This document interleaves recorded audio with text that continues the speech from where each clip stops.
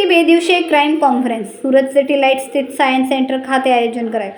Police કમિશનરની અધ્યક્ષતામાં 2 દિવસ ચાલશે ક્રાઇમ કોન્ફરન્સ.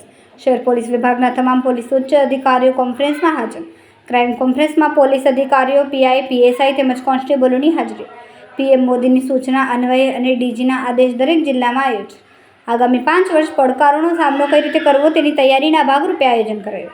આર્ટિફિશિયલ ઇન્ટેલિજન્સનો વધુમાં વધુ ઉપયોગ કરવો. બનતી સાયબર ક્રાઇમની ઘટનાઓને ડામવા ગુજસીટોક જેવા ગુનાઓ પર ભાર આપવો. ડ્રોન કેમેરાનો વધુમાં વધુ ઉપયોગ કરવો જેવા મુદ્દે પ્રેઝન્ટેશન તૈયાર કરાયું. છેલ્લા 15 દિવસથી સુરત પોલીસ દ્વારા તૈયારી કરાઈ. જે તૈયારીના ભાગરૂપે આજે ક્રાઇમ કોન્ફરન્સમાં પ્રેઝન્ટેશન રજૂ કરાશે.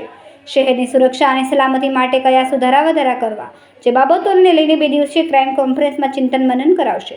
ક્રાઇમ કોન્ફરન્સમાં 200થી વધુ પણ અધિકારીઓ ભાગ લેશે.